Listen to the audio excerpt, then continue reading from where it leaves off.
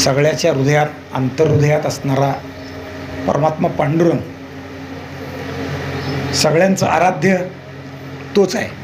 आणि त्याचे परमभक्त असणारे ज्ञानोबाराय, तुकोबाराय, नाथ महाराज, चोखोबाराय या सगळ्या संत मंडळींचं चिंतन नाही रे, काय हरकत नाही, नाही चालेल, हरकत नाही. मी थोडं मागे गेले की आवाज कमी जास्त होतो, त्यामुळे तसं काही संत महात्म्यांचा आवाज कमी असलेलंच बरं, एकदम हे होऊन जातं. त्यांचं स्मरण करून विचाराला सुरुवात करतोय. माऊली महाराजांनी आता खूप मोठं वर्णन केलं, म्हणजे तसं काही नाही, मी एक संत सेवक आहे एवढंच भास आहे. पण त्यांचं आमचं प्रेम अनेक वर्षांपासूनच आहे, हे मात्र सत्य आहे. पूर्वी वडील केजच्या शिबिराला यायचे, आता मी येतो, एवढाच फरक आहे. वडिलांच्या प्रकृतिमानामुळं, वयोमानामुळं त्यांना येता येत नाही, पण संस्कार शिबिराला येणं हा खरा आनंदाचा विषय असतोय. माऊली महाराजांनी थोडी खंत व्यक्त केली की संस्कार शिबिर गेली 14 वर्ष भरतोय. हे 14 वर्ष आहे म्हणले, काही काळ केजमध्ये भरवलं 10 वर्ष आणि 4थं वर्ष पंढरपुरातलं आहे. गेल्या वर्षी मला येता आलं नाही, पण त्याच्या आधीच्या वर्षी मी आलो होतो आणि दामाजी पंतांवर विषय दिला होता मला. मला थोडं असं वाटतं बरं का की संस्कार शिबिर का आपलं चिंतन आहे त्या हिशोबानं करणार आहे. थोडं 1 तास चालेल ना आपल्याला, म्हणजे हां हां हां संस्कार शिबिर का हाही विषय आहे. आणि भगतसिंग का किंवा संतांचे चरित्र किंवा आदर्श राष्ट्रपुरुषांचे चरित्र का हा विषय सगळ्यात महत्त्वाचा आहे. कारण आपल्यापुढं आदर्श वाटावेत असे लोकच आत्ता शिल्लक नाहीत. सगळे आहेत ते रीलमध्ये असणारे नटनट्या आणि त्यांनाच आदर्श बघून समाज चालतो आहे. आणि ती वाट पुसण्यासाठीचा प्रयत्न म्हणजे संस्कार शिबिर आहे. त्या अर्थाने हा विचार आहे. वारकरी संस्कार मुलात लहानपणापासून घडले पाहिजेत, म्हणून लहानपणापासून आमच्याकडे तो प्रयत्न केला जातो. म्हणजे 5वीलाच माळ घातली जाते आणि वारकरी घडवला जातो. पण ज्याच्याकडं घरात वारकरी संप्रदाय नाही आहे त्याने काय करावं, त्याने अशा शिबिरांना आपली मुलं आणून सोडावीत. माऊली महाराज आता म्हणाले की 15 दिवसाचे आम्हाला मोठा अधिकारी नाही घडणार. बरोबर आहे. मी वेगळ्या अर्थानं अजून बोलेन माऊली महाराज की 15 वर्ष शिक्षण घेऊन पोरगा इंजिनियर होत नाही, हां, किंवा 15 वर्ष आणि पुढचे अजून काही वर्ष घेऊन MPSC UPSC पास होत नाही. म्हणजे 15 वर्षात काही घडतंच असं नाही, सगळेच 15 वर्षात घडतात असं नाही. पण निश्चित ही मात्र आहे की या 15 दिवसात माणूस घडतो. तसा माणूस घडतो, तसा संस्कार घडतो, याची निश्चिती महत्त्वाची आहे. ते इथं होतं. दुसरी खंत त्यांची होती की याला फारसा प्रतिसाद नाही. किती आहेत ह्याच्यापेक्षा कसे आहेत हे महत्त्वाचे आहे. हां, क्वांटिटीपेक्षा क्वालिटीला महत्त्व आहे. त्यामुळं असतील 60 पण 6000ला भारी आहेत. एक बोलायला उभारला किंवा एक संस्कार करायला उभारला किंवा एकाचं चरित्र लोकांनी विचार करायला सुरुवात केली. हा कसा आहे, हा 6 वर्षाचा आहे पण याचा हरिपाठ पाठ आहे, हा 6 वर्षाचा आहे पण याचं नित्याचरण आदर्श आहे. हे जेव्हा लोकांना कळेल तेव्हा तुमच्या मागं 6-6 हजार लोक उभारतील. आणि ते संस्कार घडवण्याचं काम आज इथं होत आहे. त्यामुळं खरं तर महाराष्ट्राच्या अनेक भागात शिबिरं चालतात, हजार विद्यार्थी असतात. जिथं विद्यार्थी आहेत तिथं शिबिरं आहेत. पण पंढरपूरच्या परिक्षेत्रात अत्यंत मोजकी शिबिरं होत आहेत. माऊली महाराजांनी दुःख केलं, पण मोजकी होण्याचं दुःख घ्यायचं कारण नाही. मोजकी जरी झाली तरी चांगली आहेत. त्याचं दुसरं एक असं आहे, आपल्या खिशात जर बंदा रुपये असतो तो वाजत नाही खिशातल्या खिशात, तो जेव्हा जमिनीवर टाकावा लागतो तेव्हा त्याचा आवाज येतो. तसे हे सगळे बंदे रुपये आहेत, हे जमिनीवर पडतील, जेव्हा मुक्त जगात वावरायला लागतील तेव्हा 100 अधिकाऱ्यालाही भारी होतील. तर संस्कार हा विषय आपला महत्त्वाचा आहे. ते संस्कार इथं आपल्याला प्राप्त होत आहेत म्हणून हे शिबिर आहे. त्यामुळं असे संस्कार घडवणाऱ्या माऊलींचं आणि आदरणीय महाराजांचं माझा परिचय आजच झाला. फारसं मला हां,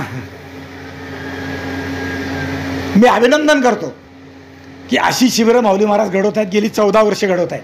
त्याच्या आधी माऊली महाराज अशा शिबिरात कार्यकर्ते होते आणि त्याच्या आधी तेही संस्काराला जात होते. म्हणजे मलाही ते शिबिर आठवतं प्रतापगडावरचं, बंडदात्यांनी घेतलेलं व्यसनमुक्ती योग संघाचं. त्यामुळं पहिल्यांदा माऊली महाराजांचं अभिनंदन. म्हणजे तात्यांच्या एका शिबिरातून असे माऊली महाराज हजारो घडले की जे 60, 70, 200, 500 मुलांचे संस्कार घडवत आहेत. त्यामुळं माऊलींचं पुन्हा एकदा अभिनंदन करतो. दुसरं अभिनंदन करतो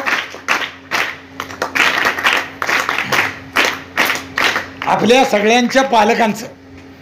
कारण त्यांना याची खात्री आहे की 15 दिवसात, 15 वर्षात जरी नाही तयार झाला तरी 15 दिवसात माझा मुलगा, माझी कन्या ही उत्तम नागरिक बनेल, ज्याचा आदर्श आपण बाळगावा. अशा चांगल्या पुरुषांचे, साधूंचं, संतांचा संस्कार आपल्या जीवनात बाळगायला ते शिकतील. त्यांचे आदर्श सिनेमातले नटनटे नसतील याची खात्री त्यांना आहे. म्हणून तुम्हाला त्यांनी इथं पाठवलं. त्यामुळं अशा पालकांचंही दुसऱ्यांदा अभिनंदन करतो. आणि तिसऱ्यांदा अभिनंदन करतो तुम्हा सगळ्यांचं. उन्हाळ्याची सुट्टी म्हणजे मौजेची सुट्टी. वर्षभर अभ्यास करावा आणि उन्हाळ्यात घरी झोपावं, निवांत कुठेतरी विहिरीला, कुठेतरी ओढ्याला, कुठेतरी नदीला पोहायला जावं, क्रिकेट खेळावं, तू हमामा, हुंबरी, बाकीचे खेळ माहीतही नाहीत, विटीदांडू, लिगोर, चेंडू फळी आता खेळताही येत नाहीत. किंवा तुम्ही सुरपाटे खेळता, सुरपारंब्या खेळता का नाही? मग तुम्ही नशीबवान आहात. पण 15 दिवस या सगळ्या गोष्टींपासून दूर राहून तुम्ही अशा शिबिराला राहिलात. त्यामुळं तुमचं तिसऱ्यांदा अभिनंदन करतो. शिबिर म्हणजे काय? जिथं संस्काराची तुमच्यावर प्रक्रिया घडणार आहे अशी गोष्ट म्हणजे शिबिर. बालकांसाठी हे शिबिर महत्त्वाचं आहे. कारण तुमच्यातून उद्याचा राष्ट्र, ज्याला भारत म्हणतो आपण, तो घडणार आहे. मग नुसतं राष्ट्र घडणार आहे नाही तर आजचा भारत असा आहे की जग त्याकडे विश्वाचा गुरु म्हणून पाहतोय. सारं जग म्हणजे भारतासारखे दुसरे देश आहेत ते आपल्याला यांच्यातून काहीतरी आदर्श मिळेल किंवा यांच्याकडून आपल्याला जीवनाला जगण्याला संजीवनी मिळेल म्हणून पाहतोय. असा भारत जो घडतोय तो घडवण्याची जबाबदारी आमच्या उद्याच्या या बालकांवर आहे. तुम्ही म्हणाल भारताची जबाबदारी कशा अर्थानं काय आहे, विश्वगुरू कसा आहे? एकच उदाहरण त्यातलं सांगतो की जगावर कोरोनाची आपत्ती आली. काही जण फारच लहान आहेत, त्यांना माहीत नसेल, पण मागचे विद्यार्थी आहेत त्यांना माहीत आहे. एका माणसाने काही प्रगत देशाने ती निर्माण केली, पण त्यांच्या पाठोपाठ भारतानं ती निर्माण केली. ज्या प्रगत देशाने निर्माण केली त्यांची स्वतःपुरतीच ती ताकद मर्यादित होती. ते परकीयांना, इतर दुसऱ्या देशांना देऊ शकत नव्हते. आणि मग भारताने ही लस जगातल्या इतर देशांना दिली. पर्यायानं भारत जगला, पण भारताबरोबर इतर देश जगले. आपल्याला माहीत नसेल 150हून अधिक देशांना भारताने ही लस दिली. ज्यामुळं लोक आशेनं आमचा तारणहार, आमचा विश्वगुरू जे म्हणतात त्या अर्थाने आम्हाला यांनी जगवलं म्हणून आपल्याकडे पाहायला लागले. त्या अर्थाने विश्वगुरू आहे भारत. मग ही विश्वगुरू होण्यासाठी उद्याची बालकं घडवणं हा महत्त्वाचा संस्कार जो आहे तो या शिबिरात घडला जातो आहे. मग आम्ही वारकरी कीर्तन शिकतोय, अभ्यास शिकतोय, काही गीतेचे संहिता शिकतोय, अभंगाचं पाठांतर शिकतोय, गायला शिकतोय, वाजवायला शिकतोय. पण हे काय आहे? या सगळ्या गोष्टी आहेत, ह्या प्रक्रिया आहेत. मुळात संस्कार याचा अर्थच एका वेगळ्या अर्थानं आहे. तो ज्याच्यावर घडतोय ते तुम्ही उद्याचे आधारस्तंभ आहात. मग त्यांच्यावर योग्य संस्कार झाले पाहिजेत. योग्य म्हणजे जसे वारकरी संतांच्या अध्यात्माचे संस्कार झाले पाहिजेत तसे देशभक्तीचे संस्कार झाले पाहिजेत. ही प्रेरणा या शिबिरात तुम्हाला मिळणार आहे. आणि ती प्रेरणा देण्याचं काम माऊली महाराज आदरणीय करतायत. आणि त्यातलाच एक भाग राष्ट्रीय प्रेरणेचा विचार, राष्ट्र प्रथम ज्याला म्हणतात, तो विचार मला मांडायची संधी त्यांनी दिली आहे. त्यामुळं त्यांचं मी पुन्हा एकदा आभार किंवा अभिनंदन दोन्ही करतो. ओला चिखल असतो, माहिती आहे की नाही? चिखल का नाही माहीत? तुमच्याकडून जर प्रतिक्रिया, उत्तर येत असतील तर शिबिरातल्या या माझ्या बोलण्याला काही नुसतं मी बोललो, घडाभर पाणी ओतलं निघून गेलो असं होईल. तुम्हाला जर काही बोलता आलं ते तर आनंद होईल. म्हणजे तुमच्या प्रतिक्रिया जाणून घ्यायला ते आनंद होईल. गाडगे महाराजांचं कीर्तन तसं असायचं, ते बोलायचे प्रश्न समोरून उत्तर यायची. तसं कीर्तन असलं की मग आनंद होतो. तसं आजचं व्याख्यान नुसतं व्याख्यान नाही, समोरूनही क्रिया प्रक्रिया याव्यात असं मला वाटतं. ओला चिखल माहीत आहे, माहीत नसेल तर मग तुम्ही ग्रामीण पोरं नाहीत, मग तुम्ही शहरातले, सगळं जीवन फरशीवर गेलं. चिखलात हात मातीनं बरबटले तर राष्ट्रभक्ती, मातीत आपलं प्रेम ओतलं जातं, माती आपली वाटते. नुसतं फरशीवर ते सुद्धा सपाता घालून, सपाता म्हणजे स्लीपर घालून फिरणाऱ्याला कधी माती जवळची वाटत नाही. मातीत 2 गोष्टींनी माणूस जवळ जातो. त्यातली पहिली गोष्ट आहे शेती काम करताना. शेती करताना दिवसभर मातीतच कष्ट करावे लागतात, घाम त्यात गाळावा लागतो. आणि दुसरा विषय सांगता येतो कुणाला सांगा? सगळ्यांनी कुस्तीची कला आत्मसात केली ती मातीत राहून, कारण कुस्ती मातीत राहून करावी लागते. तांबडी माती असते आपल्याकडे, त्या मातीत मग जीव ओतला जातो. ती माती आपल्याला प्रेम लावते आणि आपलं मातीवर प्रेम बसतं. तर त्या मातीचा जो विषय आहे हा राष्ट्रभक्तीतून तिथून जागी होते. त्याचं चिंतन आपण करतोय, ते भगतसिंगाचं करतोय. पण मातीचा जो चिखल होतो ना, तो चिखल जेव्हा ओला असतो तेव्हा त्याला आकार देता येतो. त्याच्यापासून आवश्यक तो आकार तयार होतो. कोणी कुंभ करेल मोठा, कोणी रांजण करेल, कोणी ढेरा करेल, कोणी चूल करेल, कोणी मातीची खेळणी करतील, कोणी अजून काही करेल, कोणी मूर्ती करेल. ज्याच्या जी अंगी कला आहे त्याच्या त्या कलेचा तो त्या अर्थाने वापर करेल. पण तीच माती, तोच चिखल काही करण्यापूर्वी तसाच ठेवला तर तो वाळून गेल्यावर त्याच्यापासून काही करता येतं का? काय होतं? चिखल वाळून गेला, आता त्याचं काही होत नसतं. तसं ही मुलं उद्याचा आधारस्तंभ म्हणजे मातीचा चिखल आहे. यांना तुम्ही बनवाल तसे ते बनतील. याच्या घरचे आई वडील पालक जर व्यसनासक्त असतील तर हा चिखल तिकडं वळेल. आणि यांच्यापुढे जर चांगले आदर्श असतील, आई वडील माळकरी आहेत, रोज देवाची पूजा करतात, ज्ञानेश्वरी वाचतात, भागवत वाचतात, एकनाथी भागवताचं पारायण करतात, संध्याकाळी तुकोबरायचे 4 अभंग पंचपदीला म्हणतात, असे असतील तर मुलं तसेच बनतात. अशा शिबिरात जर मुलं राहत असतील तर तेही तसेच बनतात. त्यामुळं मातीचा चिखल जसा कुंभार घडवतो तसं या शिबिरातून तुम्ही उद्याचे राष्ट्राचे आधारस्तंभ म्हणून घडले जाणार आहात. मग आधारस्तंभ म्हणजे काय? संस्कार म्हणजे काय? तुम्ही आज केलेले तुमच्यावर घडलेले संस्कार हे तुमच्या जन्मभर लक्षात राहणार आहेत. मौलवीन त्याचं उदाहरण दिलं. संस्कार म्हणजे काय? आत्ता ज्याला आपण म्हणतो संस्कार, त्याच्याबद्दल प्रभू रामचंद्राच्या चरित्रात एक कथा आहे. रामचंद्राने रावणाचं हनन केलं, रावण मारला, राक्षसाचं कुळ संपवलं आणि सगळं संपल्यावर लंकेत बिभीषणाची राज्यावर स्थापना केली. आणि त्यानंतरनं लंकेतून प्रभू रामचंद्र आता अयोध्येकडे निघाले. ते निघत असताना लक्ष्मण म्हणला, ओ रामराया, एवढी सुंदर सोन्याची लंका आहे, सगळं छान आहे, आता अयोध्येत जाऊन काय तिथं राजा व्हायचं, त्याऐवजी लंकेतच राजा म्हणून राहू, सोन्याच्या लंकेचा उपभोग घेऊ, इथंच राहू, फार फार तर नातेवाईक तिकडं बोलवून इकडं आणू, अयोध्या काही सोन्याची नाही आहे, इथंच राहू. रामचंद्राने दिलेलं जे उत्तर आहे ते महत्त्वाचं आहे. जननी जन्मभूमीश्च स्वर्गादपि गरीयसे, हे रामचंद्र म्हणाले. रामचंद्रांनी सांगितलं, अरे लक्ष्मणा, तुझं सगळं खरं आहे, पण जी माझी जन्मभूमी आहे, जिथं मी जन्म घेतला, ती जन्मभूमी स्वर्ग जरी समोर आला तरी त्याच्यापेक्षा उच्च आहे. ती मला प्रेरणाभूत आहे, ती मला आदर्श आहे, ती मला नुसती प्रेरणादायी आदर्शभूत नाही, तर ती मला प्यारी आहे, आनंददायी आहे, ती मला प्रेमळ आहे, तीच मला जवळची आहे. त्यामुळं लंका सोन्याची जरी असली तरी मला तिथंच जायचं आहे. तशी आपली ही जन्मभूमी ब्रिटिशांच्या अंकित होती आणि त्यात अनेक नरवीर रत्न जन्माला आली. त्यातलं एक रत्न म्हणजे भगतसिंगांचं आहे. भगतसिंगांचं रत्न हे जन्माला जे आलं त्याच्यावर लहानपणापासून संस्कार झाले. कशाचे संस्कार झाले? कारण संस्काराचं महत्त्वच फार मोठं आहे. संस्कार म्हणजे काय? जन्मानाम जायते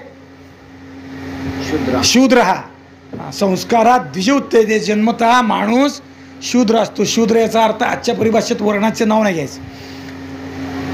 जन्मतः त्याला काही ज्ञान नसतं, ज्ञान गुरुकडून प्राप्त होतं म्हणजे संस्कार होतो, आणि माणूस संस्कारित होऊन द्विज होतो. द्विज होतो म्हणजे दोनदा जन्माला येतो.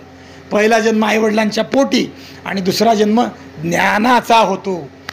तो गुरूंकडून ज्ञान प्राप्त होतं. ते गुरु इथं बसले आहेत, त्यांच्याकडून ज्ञान प्राप्त होतं म्हणजे दुसऱ्यांदा जन्म होतो. आज तुमचा दुसरा, आज म्हणजे या 15 दिवसाच्या शिबिरातून तुमचा पुन्हा दुसऱ्यांदा जन्म होणार आहे. तो ज्ञानाचा जन्म होणार आहे. शब्दकोशाच्या परिभाषेत जर विचार केला तर संस्कार म्हणजे काय? संस्कार खूप अर्थ विचार केलेला आहे. 16 संस्कार मानवावर जन्माच्या आधीपासून देहावर केले जातात. मग त्यात पुसवण असेल, गर्भाधान असेल, नामकरण असेल, जातकर्म असेल, चौल असेल, कर्णच्छेदन असेल, विवाह, उपनयन, खूप संस्कार आहेत. 16 संस्कार आहेत. आणि सगळ्यात शेवटचा संस्कार अंत्येष्टी आहे. पण हे केवळ विचारापुरते किंवा धर्मशास्त्रानं सांगितल्यापुरते आहे. पण संस्कार म्हणजे अर्थ तरी काय? संस्कार म्हणजे शुद्धीकरण, संस्कार म्हणजे पवित्रीकरण, संस्कार म्हणजे दोषापकार आणि गुणजनन. थोडक्यात सांगतो, दोषापकार, वाईट दोष असणारे काढून टाकणं आणि चांगल्या गुणांचं तुमच्या अंगी अंगीकार करायला लावणं म्हणजे संस्कार. जसं एखादं भांडं असतं, लोखंडाचं भांडं असतं, आणि तो अनेक वर्ष न वापरल्यामुळं त्याला गंज चढतो, आणि जेव्हा वापरायला घ्यायचं असतं तेव्हा ते धुवून स्वच्छ त्याचा गंज साफसूफ करून वापरायला घेतात. तो गंज काढून टाकणं आणि वापरण्यायोग्य करणं म्हणजे संस्कार. आपल्याला ते करण्याचं काम इथं आहे. संस्कार करणं म्हणजे बदल करणं, रूपांतरित करणं. पण त्याच्या अर्थानं या शिबिरात जे तुमच्यावर संस्कार होणार आहे ते अनेक गोष्टींचे आहेत. त्यातला पहिला आहे तो देशभक्ती आहे, दुसरा आहे तो देवभक्ती आहे, तिसरा आहे तो संतभक्ती आहे. मग चांगल्या मार्गाकडे जाण्याचा जो संस्कार आहे तो इथं तुमच्यावर होणार आहे. वैगुण्य दूर करून आकर्षक रूप प्राप्त करून घेणं म्हणजे संस्कार. अजून एका अर्थाने मूल्यवर्धक प्रक्रिया अंगीकारणं म्हणजे संस्कार. जसं एखादं सोनं असतं मातीत पडून राहतं, आणि ते जेव्हा खाणीतून बाहेर काढतात तेव्हा त्याला आगीनं तापवतात आणि मग सगळं सोनं एकरूप होतं, त्यातली घाण बाहेर जाते जळून. ते जे आगीत तप्त होणं आहे ते म्हणजे संस्कार आहे. सोनं जेव्हा सोनार घडवायला घेतो तेव्हा वारंवार तो आगीत काढतो आणि त्याचे अलंकार करतो. म्हणजे मूळ सोनं होतं तेव्हा त्याची काही किंमत नसते, पण त्याचा गोळा झाला की किंमत वाढली, त्या गोळ्याचा अलंकार बनला की अजून किंमत वाढली. ती क्रिया म्हणजे संस्कार, आणि तो संस्कार तुम्हाला इथं मिळतोय. हा खरोखर आनंदाचा विषय. इथं तुम्हाला त्या अर्थाने म्हणजे भगवत भक्ती मिळेल. राष्ट्रभक्ती, सगळी राष्ट्रभक्ती कुठं काही असं पेरून उगवत नसते. त्याच्यासाठी संस्कार घडवावा लागतो, अनेक गोष्टी कराव्या लागतात. हे संस्कार भगतसिंगांवर लहानपणापासून झाले. संस्कार होण्यानं काय होतं म्हणजे चरित्र गान, भगतसिंगाचं गाण्यानं काय होतं त्याचा विचार आपण जेव्हा वारकरी पद्धतीनं करतो. चरित्रगान म्हणजे काय? कीर्त गाणे म्हणजे कीर्तन. कीर्त म्हणजे भगवंताचं चरित्र, भगवंताच्या लीला त्या वारंवार सांगणे म्हणजे कीर्तन. मग त्या भगवंताच्या असोत, संतांच्या असोत किंवा देशभक्तांच्या असोत, ते कीर्तनच. त्या अर्थानं भगतसिंगांचं व्याख्यान हे म्हणायला ठीक आहे, पण तसं ते कीर्तनच आहे. आणि मग कीर्तनानं काय होते? ब्रह्मीभूत काया होतसे कीर्तनी. कीर्तन सांग होय अंग हरिरूप. भगवत रूप होणं म्हणजे कीर्तनाची फलश्रुती. नाहीतर कीर्तन ऐकायचं आणि घरी जाऊन निघून परत पहिले पाडे 55 करायचे, ह्याला काही अर्थ नाही. संत या शब्दाचा अर्थच मुळी स अधिक अंत असं फोड करता येण्यासारखा आहे. स म्हणजे लबाडी. ज्याने अंतापर्यंत लबाडी सोडून दिली आहे त्याला म्हणावं संत. किंवा दुसरं आहे सत अंत. सत म्हणजे चांगलं ज्याने अंतापर्यंत धारण केलं आहे त्याला म्हणावं संत. मग अशांच्या कीर्तनाने भगवत प्राप्ती होते. तसं यांनीही, देशभक्तांनी आपल्या आचरणात, आपल्या चरित्रात सत धारण केलं किंवा लबाडी सोडून दिली. म्हणून त्यांचंही चरित्र तेवढंच उद्बोधक आहे, प्रेरणादायी आहे. जेवढं तुकोबारायांचं आहे, जेवढं चोखोबारायांचं आहे, जेवढं ज्ञानोबारायांचं आहे, जेवढं एकनाथ महाराजांचं आहे, जनाबाईंचं आहे. ते मी पहिल्यांदा खरं तर जे अभिनंदन केलं त्यातला हाच भाग आहे की नुसती 15 दिवस 15 संतांची चरित्र सांगता आली असती, पण संतांच्या चरित्राबरोबर शिवाजी महाराज, संभाजी महाराज, भगतसिंग आणि लालबहादूर शास्त्री यांची चरित्र समाजापुढे आली पाहिजेत, सांगितली पाहिजेत. या भावनेतून माऊली महाराजांनी हा विचार विद्यार्थ्यांपुढे ठेवला. भगतसिंगांचं चरित्र त्या अर्थानं आदर्श आहे. आदर्श याचाही विचार जेव्हा करू, आदर्श म्हणजे काय? आदर्श म्हणजे आ म्हणजे वाढ, आणि दर्श ज्यांच्या दर्शनातून त्यांच्याविषयीची आचरणीयता, त्यांच्याविषयीची आदरणीयता आणि अनुसरणीयता वाढते, त्याला म्हणायचं आदर्श. असे अनेक गुण भगतसिंगांच्या चरित्रात आहेत की ज्यातून आपण त्यांची प्रेरणा घेतो, त्यांच्याविषयीचा आदर वाढतो. एकाच गुणासाठी एकदा जन्म द्यावा. भगतसिंगांच्या पायी इतके गुण, म्हणजे वेगळे वेगळे अनेक गुण असे आहेत की प्रत्येकासाठी प्रत्येक वेगळा वेगळा आपल्याला त्यांच्यासाठी आपलं चरित्र पायी ठेवावं लागेल. बलिदान, सर्वोच्च बलिदान आयुष्यातलं जे आहे ते देह आहे, प्राण आहे. ते प्राणाचं त्यांनी अर्पण मातृभूमीच्या चरणावर केलं. म्हणून भगतसिंगांचं चरित्र आचरणीय आहे. बलिदान एक गुण.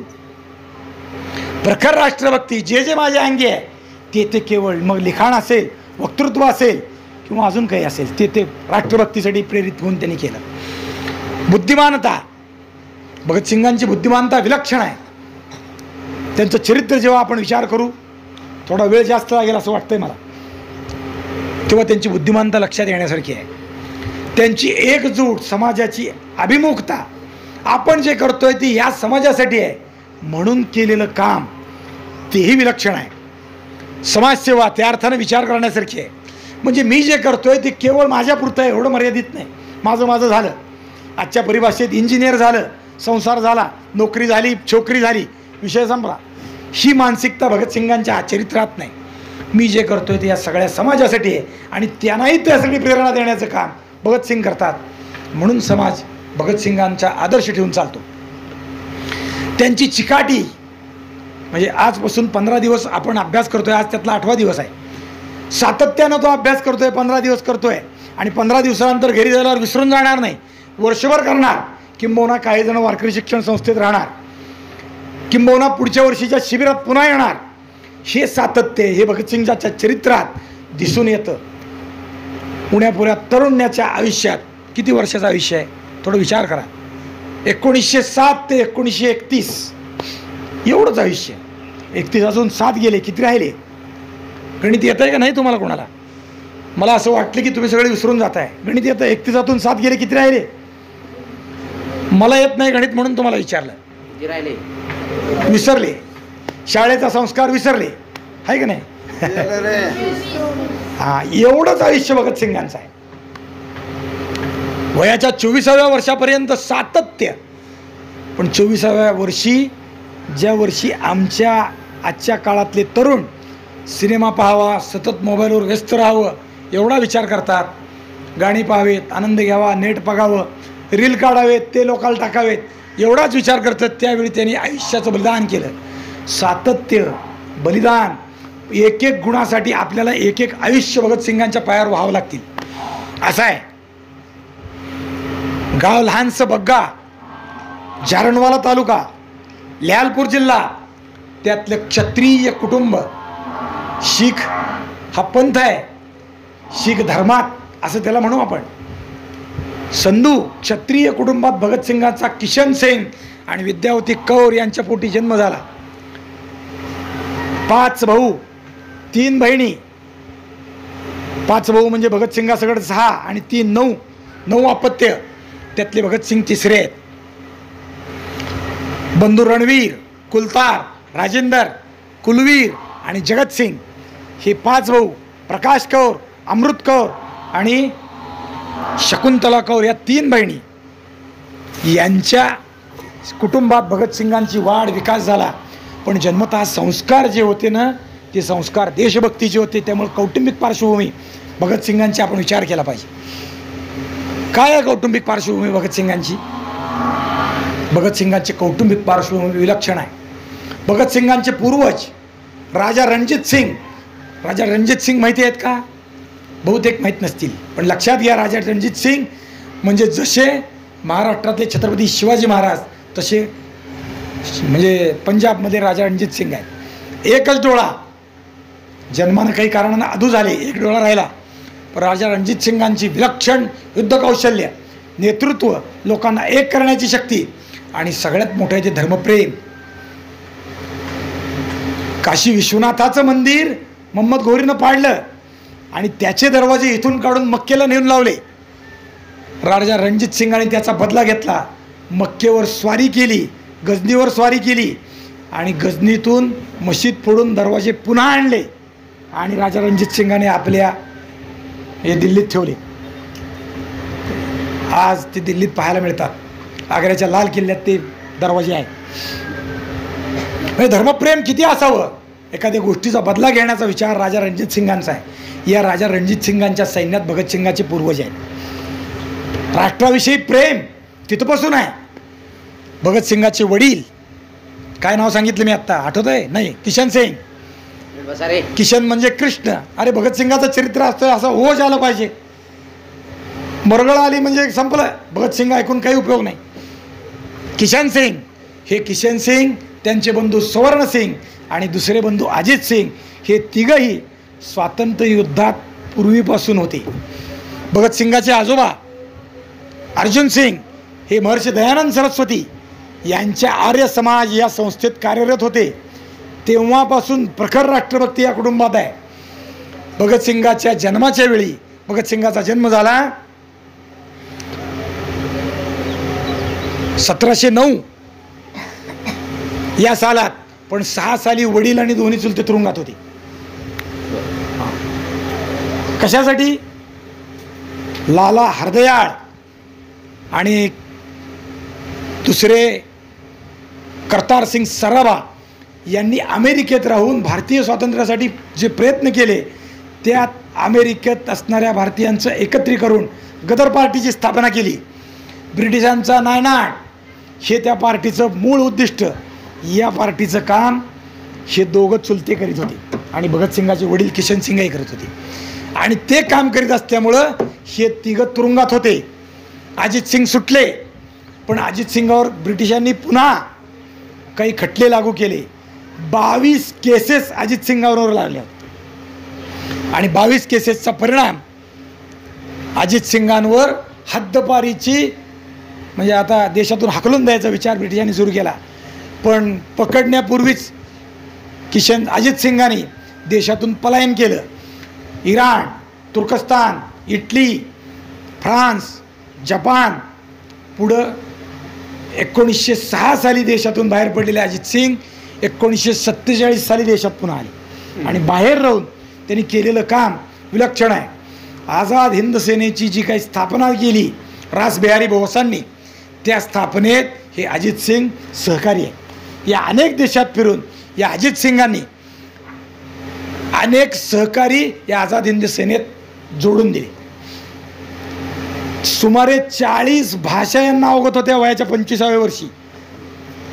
आम्हाला ते अजित सिंग सुद्धा कळणं फार अवघड आहे. 47 साली जेव्हा अजित सिंग परत आले तेव्हा घरात आल्यावर अजित सिंगांना बायको ओळखेना. नवरा बायकोची वादविवाद चर्चा झाली. अनेक प्रश्न बायकोनी विचारले, अनेक प्रश्नांना उत्तर दिले, तरी बायकोनी त्यांना जवळ केलं नाही. निरुपायानं अजित सिंग घरात राहिले, पण नवरा बायकोचं नाते अस्तित्वात राहिलं नाही. या अजित सिंगाबद्दल लोकमान्य टिळकांनी अजित सिंगाच्या वयाच्या 25व्या वर्षी एक उद्गार काढले. विद्वत्तेच्या जोरावर या हिंदुस्थानचा राष्ट्रपती होण्याची ताकद असणारा तरुण म्हणजे अजित सिंग आहेत, असं लोकमान्य टिळकांनी सांगितलं.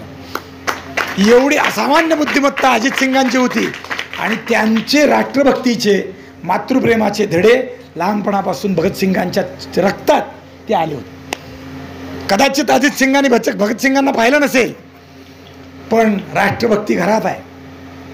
लहानपणापासून भगतसिंगांच्या चरित्रात त्याचे उदाहरणं आपल्याला पाहायला मिळतात. भगतसिंग अल्पवयी होते, लहान होते, अजून बोबडे बोल होते, पण घरची शेती, दुधाचा व्यवसाय. एके दिवशी वडील आणि दुसरे चुलते भगतसिंगला हुडकत होते आणि सापडले नाहीत. कुठं आहे भगत, कुठं आहे भगत म्हणून हुडकत असताना भगतसिंग घराच्या मागच्या परसबागेत काहीतरी खड्डा खांदून लावतायत, पिकवताय, असं पिकाचं काही करतायत असं वाटलं. आणि भगतसिंगाला जवळ घेऊन चुलत्याने विचारलं, काय भगत काय करतोय? बीज बो रहा हूं. काहे का बीज? बंदुके बो रहा हूं. बंदुके म्हणजे आम्ही ज्वारी, गहू, तांदूळ, मका, नागली, हरभरा हे बीज लावतो आणि त्याच्यापासून उत्पादन येतं. हां, गव्हापासून गहू येतो, काय तुरीपासून तूर येते. पण भगतसिंगाने बी कशाचं लावलं? बी लावलं बंदुकीचं. जमिनीत बी बंदूक पेरली. चुलत्याने विचारलं, अरे बंदूक आहे, तू बीज बंदूक का बो रहा है? तो बंदुके से जो फसल आएगी वो गोलियां आएगी, गोलियां कौन खाएगा? भगतसिंगाने उत्तर दिलं, गोलियां खाएगा अंग्रेज. यातून निघालेल्या बंदुकातून गोळ्या खातील ते इंग्रज खातील. आणि ते त्यांच्या चरित्रात पदोपदी आपल्याला जाणवतं. भगतसिंग असे विलक्षण आहेत, राष्ट्रभक्ती इतके आहे. लहानपणापासून या भगतसिंगाने विचार केला, या देशावर इंग्रजांचं राज्य आहे, हा देश माझा आहे पण राज्य इंग्रजांचं आहे. हे आमची लयलूट करतात, लुबाडतात, आमची साधन संपदा घेऊन जातात. मग यांना इथून काढलं पाहिजे. मग काढायसाठी जे प्रयत्न करायचे ते सगळे प्रयत्न, मग तो म्हणजे आंदोलनाचा असेल, नाहीतर हातात शस्त्र घेऊन क्रांतीचा असेल, तो विचार भगतसिंगांच्या लहानपणापासून रक्तात भिनलेला आहे. देशभक्तीचे संस्कार लहानपणापासून होतात. तुम्हाला ते संस्कार लहानपणापासून व्हावेत म्हणून शिबिरात आणले आणि भगतसिंगाचं चरित्र सांगायला सांगितलं. भगतसिंग असे विलक्षण आहेत. भगतसिंग लहानपणापासून नित्य प्रार्थना करायचे. नुसती प्रार्थना नाही, गायत्री जप करायची. अँग्लो वैदिक दयानंद अँग्लो वैदिक स्कूलमधून त्याने आपलं प्राथमिक शिक्षण शाळेत पुरं केल्यानंतर तिथून पुरं केलं. लाहोरला राहून उच्च शिक्षण पुरं केलं.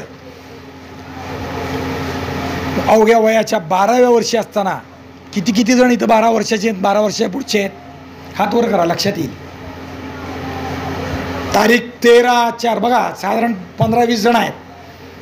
हा विचार आपल्याला येतो का पहा, हात खाली करा, चालतील. तारीख 13/4/1919 जालियनवाला बाग हत्याकांड घडलं. माहिती आहे का नाही?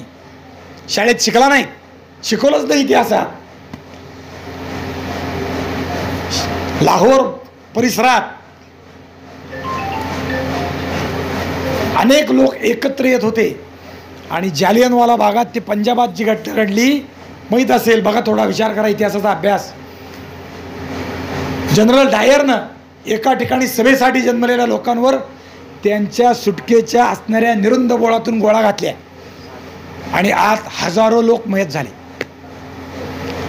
पंजाबात ती प्रेरणा घराघरात जिवंत आहे. पण भगतसिंग वयवर्ष 12 असताना ही घटना घडली. 7 आणि 12/19. 12 वर्षी आम्हाला अजून काय लक्षात येतं पहा.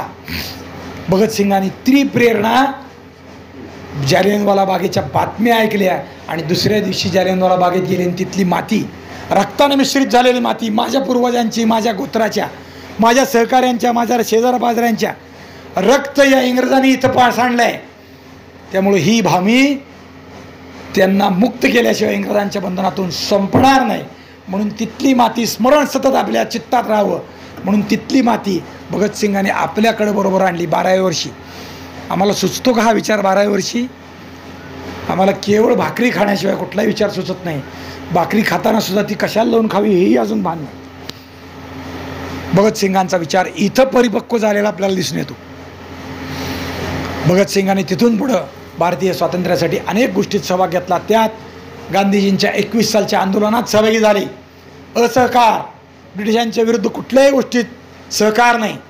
आंदोलनाला वेगळी दिशा मिळाली. 1922 साली चौरी चौराला त्या आंदोलनातून ठिणगी पेटली, पोलिसांची चौकी जाळून टाकली. चौकी जाळली आणि गांधीजींनी हे आंदोलन माघारी घेतलं आणि भगतसिंग नाराज झाले. कशामुळं? नुसत्या असहकाराच्या किंवा अहिंसेच्या आंदोलनातून स्वातंत्र्य मिळत नाही, अहिंसा दुबळी आहे, अहिंसा कमकुवत आहे, आणि मग स्वातंत्र्य मिळवायचं असेल तर काय केलं पाहिजे, त्याचा दुसरा मार्ग भगतसिंगांनी इथं अवलंबला. कोणचा मार्ग? सशस्त्र क्रांतीचा मार्ग. बंदुके बो रहा हूं, ती क्रांती. या इंग्रजांना या देशातून प्रेमानं सांगून ते जात नाहीत. मग त्यांना जायचं असेल तर त्यांच्या विरुद्ध शस्त्र चालवलं पाहिजे, त्यांच्या विरुद्ध संघर्ष केला पाहिजे. संघर्ष छत्रपती शिवाजी महाराजांनी जसा केला तसा आपल्याला करावं लागेल, तरच ही सत्ता उलटून टाकता येईल.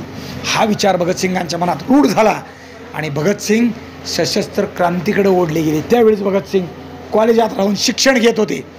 कुठल्या कॉलेजात? लाहोरला राहून नॅशनल कॉलेज, जे लाला लजपत रायांनी स्थापन केलं होतं. लाला लजपत राय म्हणजे कोण? लाल, बाल, पाल ह्या भारतीय स्वातंत्र्यातल्या 3 व्यक्ती. बाल म्हणजे बाळ गंगाधर टिळक महाराष्ट्रातले, पाल म्हणजे बिपिनचंद्र पाल बंगालातले, आणि लाल म्हणजे लाला लजपत राय पंजाबातले. यांच्यामुळं स्वातंत्र्याचा उद्घोष सतत या देशात चालत राहिला. यांची प्रेरणा घेऊन हजारो लोक तयार झाले. त्यात ते लाला लजपत राय पंजाबात होते. त्यांनी स्थापन केलेलं नॅशनल कॉलेज, नावच काय, राष्ट्रीय विचारधारा जिथं शिकवली जाईल असं कॉलेज, तिथं भगतसिंगांनी कॉलेजचं शिक्षण पूर्ण केलं. हे पूर्ण करत असताना त्यांचा लाला लजपत रायांशी संपर्क आला. हे पूर्ण करत असताना गणेश विद्यार्थ्यांशी संपर्क आला. हे शिक्षण करीत असताना भगवती चरण वर्मा, सुखदेव थापर आणि महाराष्ट्रातले अजून एक ग्रस्त शिवराम हरी राजगुरू यांचाही संपर्क आला. कुणामुळं? चंद्रशेखर आझाद यांच्यामुळं संपर्क आला. चंद्रशेखर आझाद हे भारतीय स्वातंत्र्य संग्रामातलं फार विलक्षण नाव आहे. सुरुवातीच्या काळात भगतसिंगांनी आपल्या, ज्याला आपण युवकांचं संघटन करायचा प्रयत्न केला. नवजवान सभा या नावाची संस्था 26 साली स्थापन केली. त्याचा प्रचार गावोगावी केला. अनेक तरुणांना एकत्रित आणण्याचं काम केलं आणि त्यांच्यात देशभक्ती प्रेरित करून, उत्साहित करून त्यांना इंग्रजांच्या विरुद्ध युद्ध करण्यासाठी त्यांनी प्रोत्साहित केलं. पण पुढं आता भगतसिंगांनी हिंदुस्थान समाजवादी प्रजातंत्र पार्टी किंवा हिंदुस्थान सोशलिस्ट रिपब्लिकन असोसिएशन ही चंद्रशेखर आझादांच्या बरोबर राहून स्थापन केली आणि भारतभर हिंडून तिचा प्रचार केला. गावागावात, राज्यात फिरून अनेक युवक भगतसिंगांनी त्यात आणले. बाबाराव सावरकर, विनायक दामोदर सावरकरांचे ज्येष्ठ बंधू, यांच्यामुळे चंद्रशेखर आझाद या संस्थेतून भगतसिंगाचा आणि सुखदेव राजगुरूंचा परिचय झाला. राजगुरूंना बाबारावांनी दिलेल्या चिठ्ठीतून ते आझादांना भेटले आणि तिथून ते राष्ट्रीय विचारात वाढले गेले. भगतसिंग यावेळी हिंदुस्थानभर प्रचार करीत होते. 1926 साली भगतसिंग महाराष्ट्रात येऊन गेले. का? त्यावेळी पंजाबात असणारं अकाली या नावाचं वृत्तपत्र होतं. या वृत्तपत्राचा प्रतिनिधी म्हणून बेळगावात झालेल्या 24 सालच्या काँग्रेसच्या अधिवेशनाला भगतसिंग महाराष्ट्रात आले. 2-3 वर्ष इथं त्यांनी येणं जाणं केलं. पण आले ते नुसतं काँग्रेसचं अधिवेशन वृत्तपत्र प्रतिनिधी म्हणून न करता त्यांनी रायगडावरती जाऊन छत्रपती शिवाजी महाराजांच्या समाधीचं दर्शन घेतलं. कारण इथून स्वातंत्र्याची प्रेरणा हिंदुस्थानला मिळते हे भगतसिंगांना अभ्यासांतून कळालं होतं. रायगडावरच्या समाधी परिसरात त्यांनी मुठभर माती हाती घेतली आणि तिचं आपल्या कपाळाला लावून शिवाजी महाराजांचं दर्शन वेगळ्या अर्थाने घेतलं. माती बरोबर घेतली आणि पुढच्या आयुष्यात ती सतत बरोबर ठेवली. 27 साली भगतसिंगांची रत्नागिरीत स्वातंत्र्यवीर सावरकरांबरोबर भेट झाली. सावरकर भगतसिंगांचे आदर्श आहेत. 2 गोष्टी भगतसिंगांच्या चरित्राचा विचार करीत असताना सावरकरांच्या बाबतीत एक भेट आहे. पण हिंदू पथपातशाही सावरकरांनी लिहिलेलं चरित्र नाही, ग्रंथ भगतसिंगांनी वाचला होता. कुठं वाचला? तुरुंगात असताना वाचला, शेवटच्या काळात. त्याची प्रेरणा या अंतःकरणात आहे. सावरकरांनी लिहिलेलं दुसरं पुस्तक भगतसिंगांनी वाचलं, 1857चं स्वातंत्र्य समर, ज्याला ब्रिटिशांनी हे बंड आहे इंग्लिश सत्तेविरुद्धचं म्हणून लोकांपुढं आणलं. पण सावरकरांनी लंडनमध्ये राहून अभ्यास केला आणि पुस्तक लिहिलं 1857 स्वातंत्र्य समर. या पुस्तकाला ब्रिटिशांनी बंदी घातली. हे पुस्तक छापायला बंदी, वाचायला बंदी, विकायला बंदी, घरात ठेवायला बंदी. ज्याच्याकडे ठेवेल त्याला कैद, शिक्षा, तुरुंगवास. हे पुस्तक भगतसिंगांपर्यंत चोरून गेलं आणि भगतसिंगांनी ते वाचलं आणि स्वातंत्र्याच्या उर्मी जागृत झाल्या. भगतसिंगांनी नुसतं उर्मी जागृत होऊन थांबले नाहीत, त्यांनी या पुस्तकाच्या प्रती छापल्या. म्हणजे हे पुस्तक छापलं, 2500 कॉपी काढल्या आणि पंजाबात वितरित केल्या. इतकं स्वातंत्र्य या पुस्तकातून जागृत होतं. सावरकरांनी लिहिलेलं मॅझिनीचं चरित्र, कॅडीबॅल्डीचं चरित्र भगतसिंगांनी वाचलं. अनेक गोष्टी झाल्या आणि सावरकरांवर ते आपला आदर्श म्हणून भगतसिंग पाहायला लागले. राष्ट्रभक्तीतला उत्तम आदर्श कोणचा, तर स्वातंत्र्यवीर सावरकर असताना वाटत होतं. त्यापायी ते सावरकरांना येऊन भेटून गेले. गुप्त चर्चा बैठक झाली आणि सावरकरांना भेट झाल्याबद्दलच्या लोकांनी दारात बसून आत कुणी भेटायचं कुणी नाही जायचं ठरवणारे होते. त्या लोकांनी पुढं सांगितलं यांची दोघांची भेट झाली म्हणून ते आपल्याला कळतं, नाही तर ते भेटही माहीत नाही. पण एवढ्यावर थांबले नाहीत भगतसिंग. काय केलं, अनेक गोष्टी केल्या. मी मगाशी सांगितलं बलिदान. स्वातंत्र्यासाठी नुसतं बलिदान केलं नाही, केलेला विषय पुढे येईल. पण लोकांचाही इंग्रजांच्या विरुद्ध सशस्त्र क्रांतीचा उद्घोष त्यांनी केला. काय केलं, 1927 नोव्हेंबर महिन्यात या भारतामध्ये काही गोष्टीत सुधारणा केली पाहिजे म्हणून 7 खासदारांचं एक कमिशन ब्रिटिशांनी नेमलं. ते भारतात येणार होतं, पण यातला एकही प्रतिनिधी भारतीय नव्हता. परिणाम याचा उद्देश जरी स्वायत्तता आणि राजेशाही मध्ये भागीदारी असा विषय असला तरी सुद्धा या कमिशनमधून काही पदरी पडणार नाही म्हणून या कमिशनला भारतीय लोकांनी विरोध केला. त्यातला पहिला विरोध किंवा तीव्र विरोध केला लजपतराय यांनी. पंजाबातून त्याने विरोध केला आणि पंजाबातून त्यांनी केलेला विरोध तो म्हणजे ज्याला आपण अहिंसक आंदोलन तसं होता. मोर्चा निघाला, आघाडीला लाला लजपतराय होते, मागं हजारो तरुण होते. या मोर्चावर जेम्स स्कॉट यांनी लाठीमार केला. कुठलंही आंदोलन सरळ मार्गाने चाललं असताना लाठीमार करायचा नाही असा नियम असताना त्यांनी लाठीमार केला. नुसता लाठीमार नाही, अत्यंतिक तीव्र लाठीमार केला आणि त्या लाठीमाराचा परिणाम लाला लजपतरायांना लाठीमारामध्ये झालेल्या जखमातून लाला लजपतराय निवर्तले. लाला लजपतराय त्या लाठीमारामुळे स्वातंत्र्य युद्धात बळी पडले आणि मग तरुणांच्या अंतःकरणातली आग पेटत राहिली. लालाजी गेले, त्याने आपल्याला स्वातंत्र्याचा मार्ग सांगितला, पण लालाजी गेले ते सरळपणाने गेले असते तर वाटलं नसतं. पण लालाजींना सॉन्डर्सनी जेम्स स्कॉटनी मारलं, लाठीमारामुळं ते गेले. याचं दुःख अंतःकरणात राहायला लागलं आणि त्या दुःखाची किंवा याच्या बदल्याची भावना अंतःकरणात वाढत होती. ती भगतसिंगांच्या अंतःकरणात वाढत होती.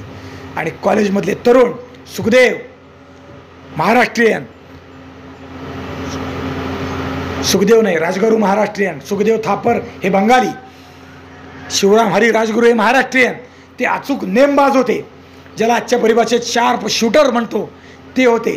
त्यांनी चंद्रशेखर आझाद या सगळ्यांनी बसून योजना तयार केली.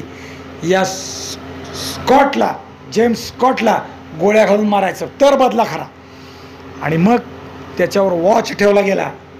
तो कुठं जातो, कुठे येतो, केव्हा कुठं जातो, या सगळ्या गोष्टीचा अभ्यास केला आणि मग योजनेचा पुढचा भाग सुरू झाला. योजनेत पहिलं जे पाऊल होतं ते प्रत्यक्ष स्कॉटच्या रस्त्यावरून त्याचं बरोबर ठिकाण सांगणे. ते सांगितलं गेलं. त्या रस्त्यावर आपले भगतसिंग आणि राजगुरू उभे राहिले. स्कॉट आला म्हणून सांगितलं आणि स्कॉट म्हणून गोळ्या घातल्या गेल्या. ती पहिली गोळी चालवली राजगुरूंनी. शिवराम, महाराष्ट्राला अभिमान पाहिजे, शिवराम हरी राजगुरूंनी पहिली गोळी घातली. ते शार्प शूटर होते, अचूक नेमबाज होते. एका गोळीच चुकून एकच गोळ झाला. स्कॉटच्या ऐवजी सॉन्डर्सला स्कॉट समजलं गेलं, हा स्कॉट आहे म्हणून सांगितलं गेलं. त्याच्या ऑफिसातून तो बाहेर पडला. सॉन्डर्स आणि स्कॉट एकाच ऑफिसात होते, ते पोलीस अधिकारी होते. ते बाहेर पडला आणि राजगुरूला सांगितलं आला की राजगुरूंनी गोळी घातली, अचूक गोळी घातली आणि सॉन्डर्स जमिनीवर पडला. एका गोळीत काम तमाम झालं. राजगुरूंच्या बरोबर राहणं हे भगतसिंगांचं त्या योजनेतलं काम होतं. जर काही गोळी चुकली तर दुसऱ्या गोळ्यात तुम्ही घाला. पण भगतसिंगांनी सॉन्डर्स पडला हे पाहिलं आणि चुकून एका गोळीत ह्याचं काम होणार नाही म्हणून सॉन्डर्सच्या शेजारी जाऊन आपलं अख्खं पिस्तूल 7च्या 7 गोळ्या सॉन्डर्समध्ये घातल्या. सॉन्डर्स मेला. एकूण सॉन्डर्सच्या ज्याला पोस्टमॉर्टेम म्हणतात त्यात 8 गोळ्या निघाल्या. 7 भगतसिंगांच्या आहेत आणि 1 राजगुरूंची आहे. आणि मग लाहोरमध्ये हाहाकार उडाला. पोलीस ऑफिसरला गोळ्या घालणं हे त्यावेळेस सोपं नव्हतं, आजही सोपं नसतं. त्यावेळेस तर ब्रिटिश होते आणि मग घराघरात झडती सुरू झाली. कोण तरुण होते, काय होते याचा विचार सुरू झाला, शोधायला सुरुवात झाली.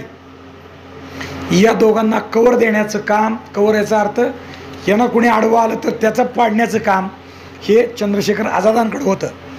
आणि कॉन्स्टेबल छगनलाल या नावाचा, छगन सिंग या नावाचा कॉन्स्टेबल होता.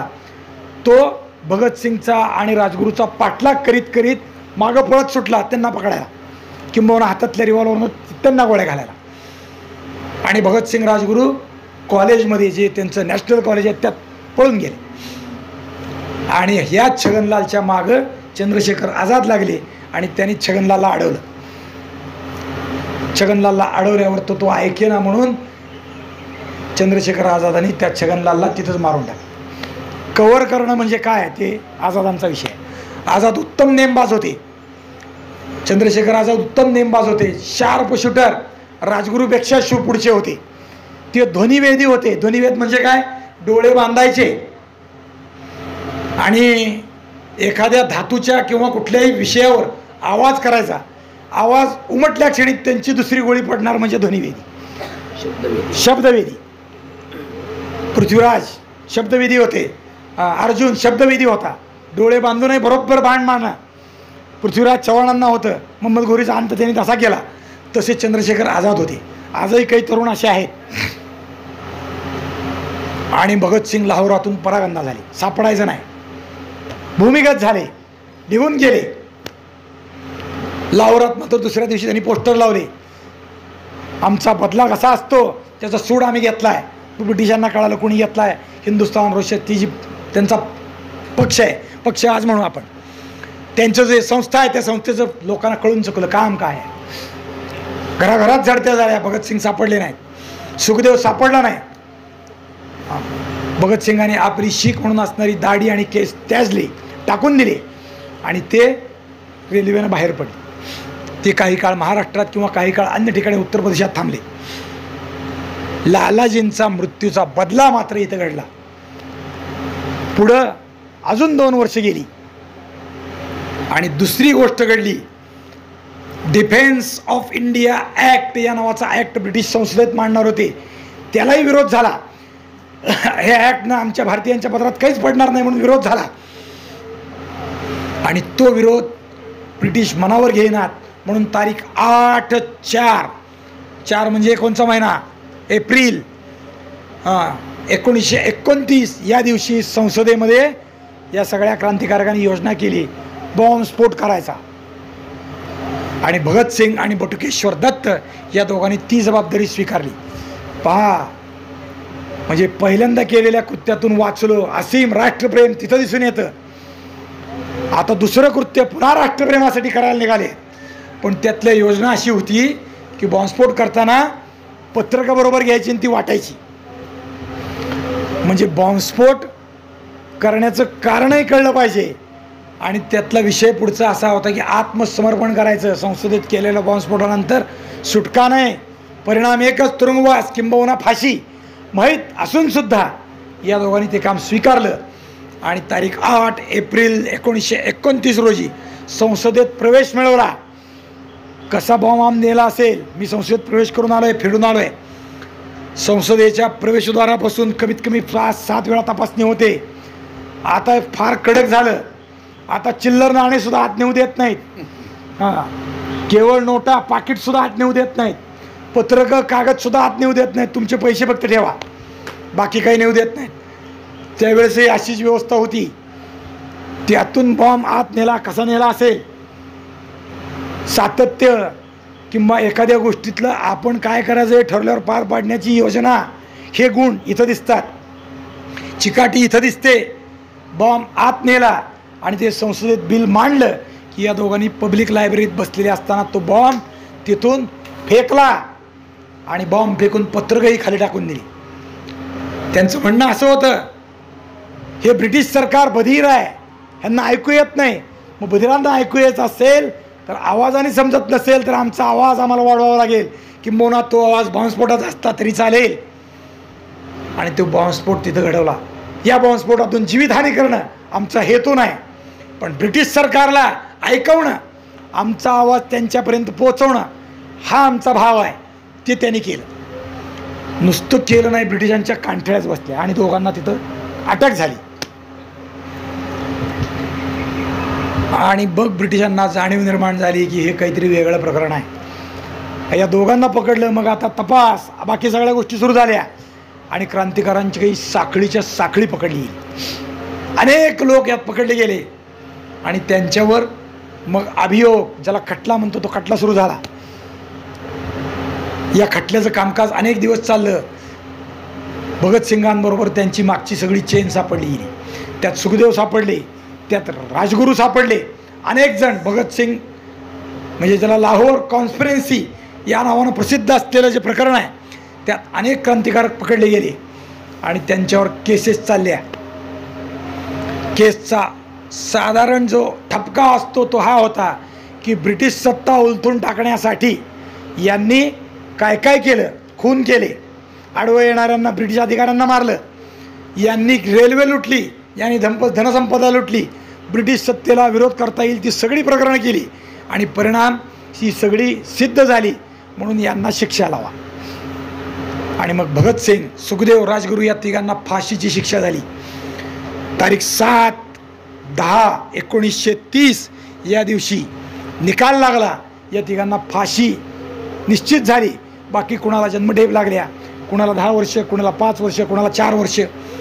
चंद्रशेखर आझाद मात्र सापडले नाहीत. ते शेवटपर्यंत त्यांनी प्रतिज्ञा घेतली होती. वयाच्या 14व्या वर्षी ते गांधीजींच्या आंदोलनात सहभागी झाले आणि आंदोलनात सहभागी झाल्यावर पोलिसांनी पकडलं आणि पकडल्यावर त्यांना तिकटीला बांधलं. तिकटी म्हणजे आता काय म्हणावं त्याला, स्टँड.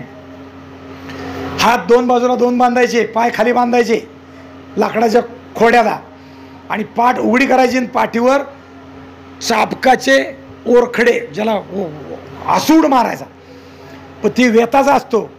इसको 20 वेत लगाव, इसको 40 वेत लगाव. म्हणजे वेताची छडी असते ना, माहिती आहे का? ती छडी पाण्यात बुडवायची, ती सुद्धा मिठाची आहे आणि ती एखाद्या ताकदवर माणसानं त्याच्या पाठीवर मारायची. म्हणजे कशी, ती पाण्याने भिजलेली असते त्यामुळं तिचा वळ म्हणत नाहीत, ती जास्त जोरात लागते आणि पाठीवर मारली की अर्धा इंच पाठीच्या मासात घुसते. मिठाचं पाणी मासात घुसणं काय असतं मग लक्षात येतं. चाकू सफरचंद कापताना हाताला लागला ना तर किती वेदना होतात, बटाटा कापताना काय होतं लक्षात येतं.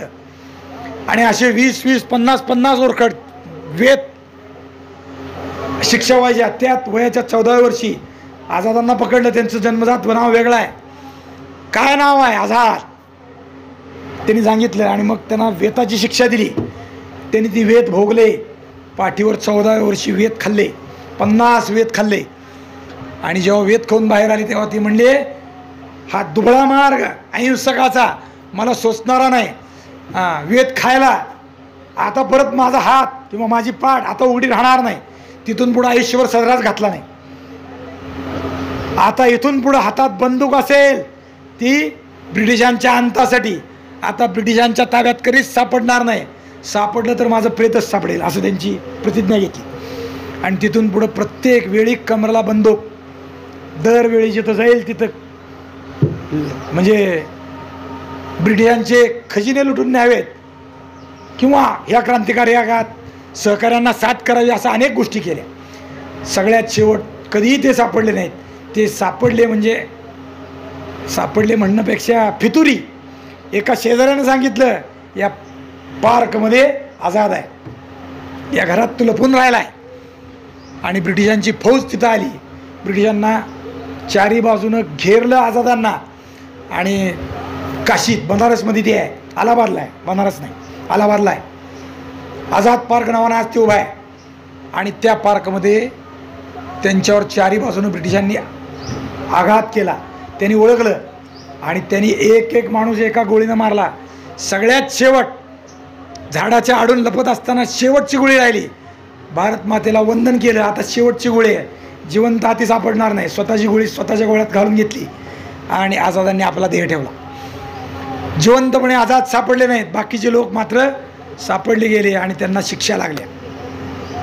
तारीख 24 एप्रिल 1931 या दिवशी भगतसिंगांची फाशी निश्चिती झाली. मात्र तुरुंगावर अनेक लोकांनी बळ वाढवलं. हजारो लोक तिथं जमा झाले आणि सुटकेसाठी प्रयत्न करायला लागले. तुरुंग फोडतील किंवा सुटकेला प्रयत्नशील राहतील म्हणून ब्रिटिशांनी रातोरात एकमेकाच्या ताराबिरा असतात त्या झाल्या. आणि 24 तारखेच्या ऐवजी 23 तारखेला रात्री 7:33 या तिघांना तुरुंगात फाशी दिलं. फाशीचा नियम असा आहे, फाशी शक्यतो नाही सकाळीच दिली जाते. पण नियम भगतसिंगाच्या बाबतीत विपरीत झाला. आदल्या दिवशी फाशी दिली, दिवस निश्चित झाल्यावर त्यात बदल होत नाही. फाशी मात्र भगतसिंगांना, सुखदेव, भगतसिंग आणि राजगुरू या तिघांना आदल्या दिवशी रात्री फाशी दिली. फाशी देताना काय आहे हाही विषय महत्त्वाचा आहे. फाशी देण्यापूर्वी जे फाशीच्या कोठडीचे कैदी उठवण्यासाठी तो रक्षक जातो, आरक्षी जातो, त्याने भगतसिंगाला सांगितलं, उठा, तयार व्हा, का आता तुमची फाशी आहे. त्यावेळी भगतसिंग पुस्तक वाचित होते. त्याच्या आधी प्राणनाथ मेहरा या नावाचे भगतसिंगाचे एक कायदेशीर सल्लागार होते. ते भगतसिंगाला भेटायला गेले 4 दिवस आधी. काय पाहिजे तुला, आता शेवट आहे, काय हवं. भगतसिंगांनी सांगितलं, काहीतरी पुस्तक वाचायला आणून द्या. भगतसिंगांचं वाचन अफाट आहे, मी सांगेन थोडक्यात. ते पुस्तक द्या. आता फाशी जायचं तरी माणूस पुस्तक वाचतो, काय विलक्षण आहे. पुस्तक कोणचं होतं? पुस्तक लेनिनचं होतं, रशियन क्रांतिकारक. त्याचं चरित्र ते वाचत होते फाशी जाण्यापूर्वी. फाशी जाताना जल्लाद आला, उठा, तयारी व्हा, आंघोळ करा, चला जायचंय फाशीला. भल्या नेत्यांची मृत्यू पाहून गळबड गाळण उडते. नुसतं पद गेलं तर काय होतं बघतोय आपण आज. आणि आता पाकिस्तानचे पंतप्रधान त्यावेळेसचे, त्यांना फाशी दिली. दुसऱ्या पंतप्रधानांनी भुट्टोंना फाशी दिली. फाशी जेव्हा जाहीर केली तेव्हा हातपाय गळाले. फाशीच्या दिवशी स्ट्रेचरवर घालून न्यावं लागलं, बेशुद्ध सुद्धा राहील नाही. स्ट्रेचरवर घालून फाशी दिली. आणि अवघं वय 25, 26, 27 हे 3 तरुण फाशीला जायला तयार झाले. भगतसिंगाला सांगितलं, फाशी आहे, चला. आंघोळ केली, अंगाला अत्तर लावलं, कपडे घातले, आता फाशीची काय ते द्या. पण त्याच्या आधी पुस्तक वाचित होते. त्याला म्हणली 5 मिनटं थांब. का? अरे एक क्रांतिकारक आता दुसऱ्याच्या भेटीला जाणार आहे, पुस्तकातून वेगळंच प्रत्यक्ष जाणार आहे, पण जरा पुस्तकाचा एक शेवटचं पान राहिलं तेवढं वाचतो. तेवढ्याच शांततेत ते पुस्तक वाचलं, पान संपवलं, पुस्तक ठेवलं आणि मग फाशीला गेले. चालत फाशीला गेले. कड्या लावल्या हाताला. फाशीची शिक्षेची तरतूद असते की मागच्या बाजूला हात बांधतात. ती हात बांधताना म्हणले, कशाला हात बांधताय, उडे ठेवा, आम्ही धरणार नाही दोर, सुटकेसाठी काही प्रयत्न करणार नाही. त्या तिघात भांडण सुरू झालं शेवट, की फाशीचा दोर जर एकच असेल तर आधी तू जायचं का मी जायचं. विचार करा. अशा युवकांच्यातून राष्ट्र निर्माण होतं. इन्कलाब जिंदाबाद, रंग दे बसंती चोला गाणं म्हणत म्हणत फाशीच्या तख्तावर गेले. 3 फाशीचे दोर दिसले आणि त्यांना तिघाला आनंद झाला. शिक्षा देणाऱ्याला दुःख व्हायला लागलं. काय तरुण, अजून ओठीवरची मिशी फुटली आहे, अजून कापली सुद्धा नाही, असं तरुण आहेत. अजून लग्न नाही. वडिलांनी लग्नाची इच्छा व्यक्त केली होती भगतसिंगांची आधी घरी असताना. घरातून पळून गेले, नाही लग्न करायचं नाही. का? माझं लग्न केलं तर संसार मोहात अडकेन, राष्ट्रभक्ती माझी होणार नाही, बायकोच्या प्रेमात पोराच्या प्रेमात पडेन. सोडून दिला, घरातून पळून गेले आणि फाशीच्या तख्तावर येऊन उभे राहिले. शेवटची इच्छा काय विचारलं, त्यांनी सांगितलं हात सोडा. ती म्हणली कसं शक्य आहे, पळून जाल. तुरुंगातून पळून जाणं शक्य नाही, तरी तुम्ही काहीतरी कराल. काही करणार नाही म्हणजे. हात सोडा.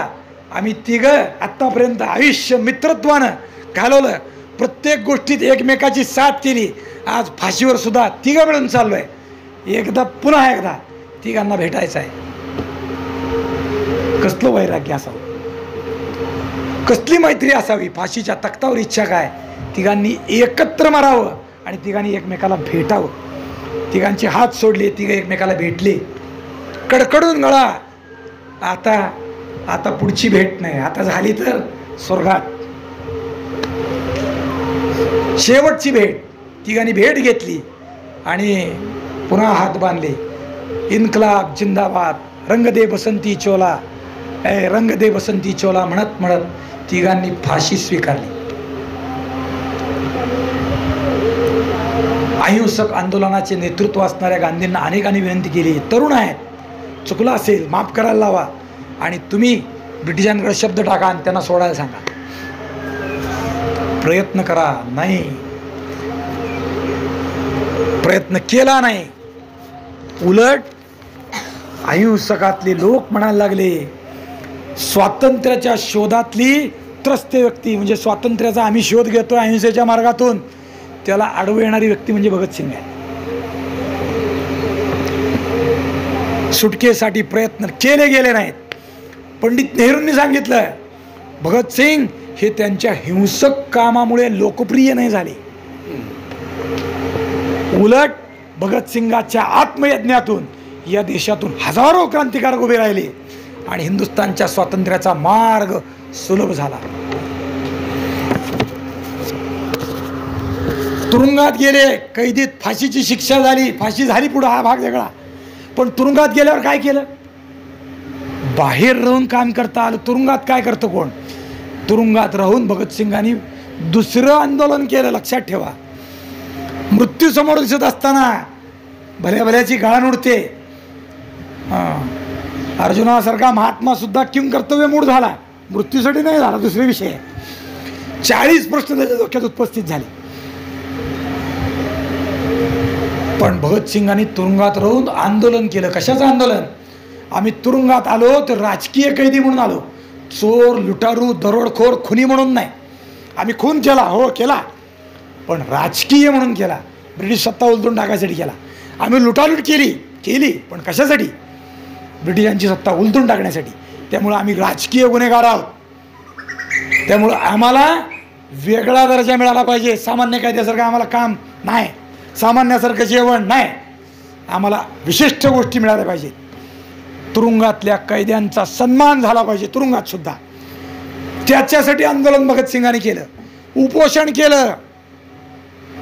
सुरुवातीला अन्नच सोडलं, नंतर पाणी सोडलं, औषध सोडलं. बळजबरीनं त्यांना औषध पाजायला इंग्रजांचे अधिकारी आले, डॉक्टर आले, औषध द्यायला लागले. घेतलं नाही. नाकात तोंडात नळ्या कोंबल्या, घेतल्या नाहीत. शेवट निरुपायाने यांचं आंदोलन यशस्वी झालं. ब्रिटिशांनी मानलं आणि त्यांना स्वतंत्र राजकीय कैद्यांचा दर्जा दिला आणि मग अन्नप्राशन केलं भगतसिंगांनी. त्यात त्यांचे काही सहकारी म्हणजे मयत झाले. आज जे तुरुंगात राहून सुखानं राहतात ना, त्यांच्यावर भगतसिंगांचे उपकार आहेत. राजकीय कैदी म्हणून त्यांचं वर्तन, त्यामुळं म्हणजे 1931 नंतर हा विषय सुरू झाला. तुरुंगातल्या काय किती विषय, किती गोष्टी. एखाद्याचा फाशी दिल्यानंतर त्याचं शव त्याच्या नातेवाईकाला द्यावं असा कायदा आहे. पण या तिघांचं शव जर पुन्हा बाहेर गेलं तर यांच्या शवाची बाहेर मिरवणूक निघेल. हजारो लोक तुरुंगाच्या बाहेर आहेत, यांचा जय जयकार होईल, यांच्यातून प्रेरणा मिळेल. म्हणून ब्रिटिशांनी यांची तुरुंगात असणारी म्हणजे रात्री चोरून दिलेली फाशी आणि रातोरात ही शव तुरुंगाच्या चोरदारातून मागून लपवून नेली आणि नदीच्या काठी चोरून जाळली.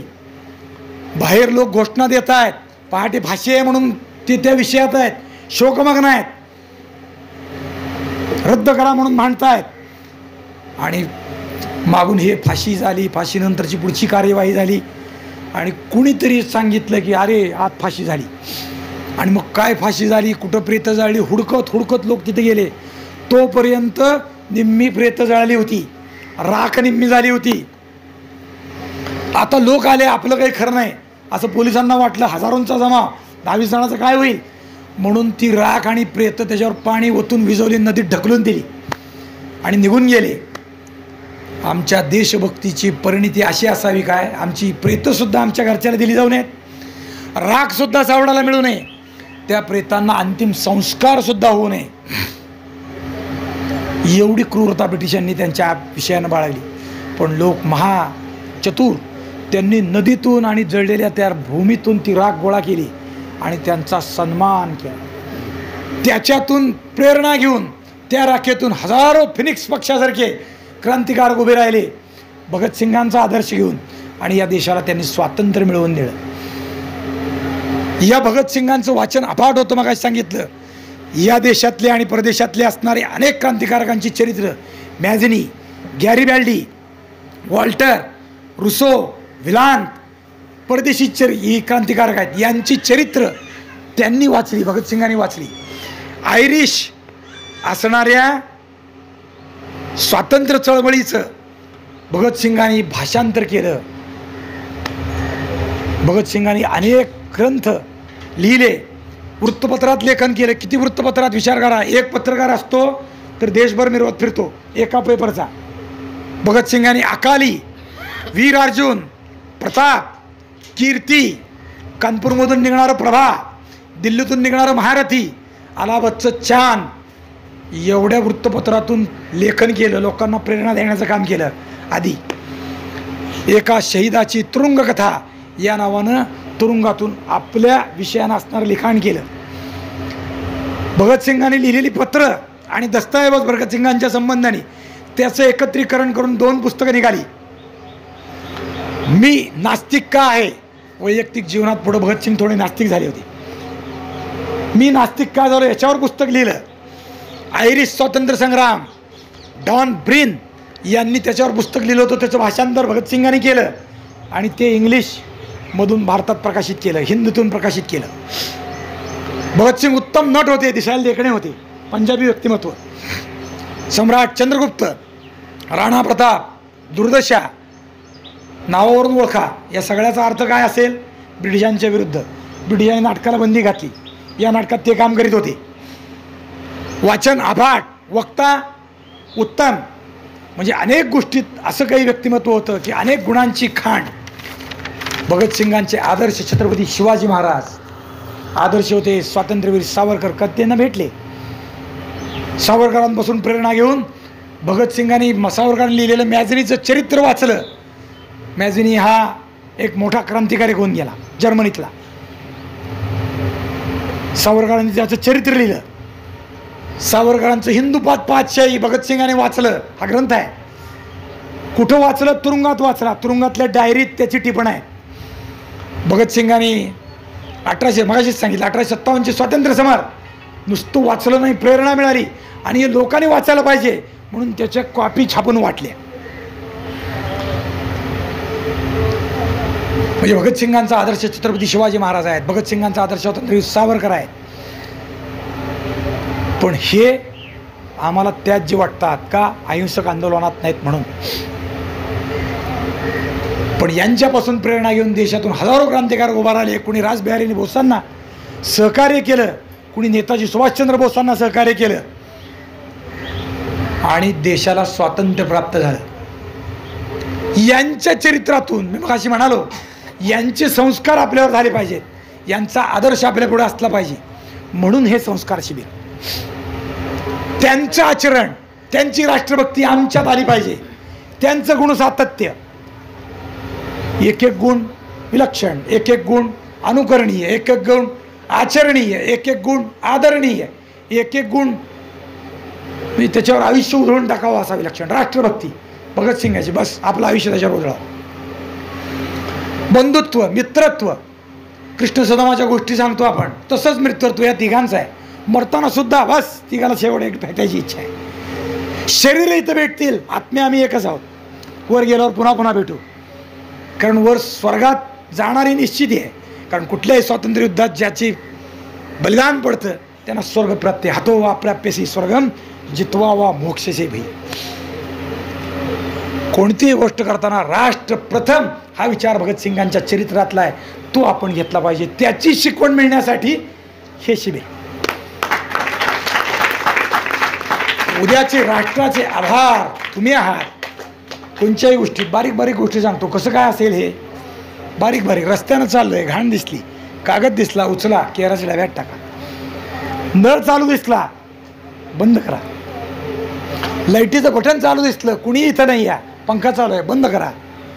या बारीक बारीक गोष्टी आपल्याला जर आल्या तर राष्ट्र प्रथम आपल्यात आलं. म्हणजे काय, लाईटीचं बिल आपल्याला भरावं लागतं, 2 रुपये जातात म्हणून वाचवणं पण आहे. दुसरं, ही लाईट जर वाचली, जर जिथं योग्य ठिकाणी पाहिजे तिथं राष्ट्राला वापरायला मिळेल, हा राष्ट्रीय विचार आहे. आज नळ बंद केला, 2 लिटर पाणी वाहून जायचं बंद झालं, तर उद्या ते पाणी वापरता येईल, हा राष्ट्रीय विचार आहे. स्वच्छता हा राष्ट्रीय विचार आहे.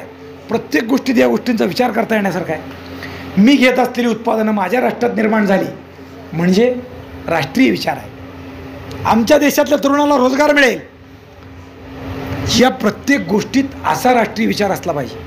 म्हणजे भगतसिंगांचं आचरण. आज काही देश स्वतंत्र झाला आहे, बलिदानाची गरज नाही. प्रसंग पडला, उद्या कोणी देशावर चालून आला तर अवश्य हातात शस्त्र घेऊन शिवाजी महाराजांसारखं, स्वातंत्र्यवीर सावरकरांसारखं, नेताजी सुभाषचंद्रांसारखं आणि स्वातंत्र्य सेनानी भगतसिंगांसारखं शस्त्र घेऊन त्यांच्याविरुद्ध लढता आलं पाहिजे. आज न उद्या केव्हा तरी कुणीतरी आमच्या देशावर आक्रमण करेल, त्यासाठी आम्ही पुन्हा शस्त्रसज्ज असलंच पाहिजे. भगतसिंगांचा आदर्श तिथेही असला पाहिजे. अचूक नेमबाज असणाऱ्या आझादांचा आणि कोण सांगितलं मगाशी, शिवराम हरी राजगुरूंचा आदर्श तिथेही असला पाहिजे. तर भगतसिंगांचं आचरण करता आलं, तो संस्कार आमच्यावर झाला असं म्हणता येईल. मी त्या अर्थानं भाग्यवान म्हणतो की असं चरित्र ओजस्वी असणारं मला तुमच्यापुढं मांडता आलं. म्हाताऱ्यापुढं मांडायला गेलो असतो त्याचा काही उपयोग झाला नसता. जे तरुण घडणार आहेत त्यांच्यापुढं ते मांडता आलं. तरुण नाही, युवक नाही, बाल, अशी संधी मला खरं तर आदरणीय माऊली महाराजांनी दिली. त्यामुळं मी त्यांचं आभार मानतो आणि झालेलं चरित्र चिंतन भगतसिंगांच्या चरणी अर्पण करतो आणि वाणीला पूर्णविराम देतो. पुंडलिक वरदेव.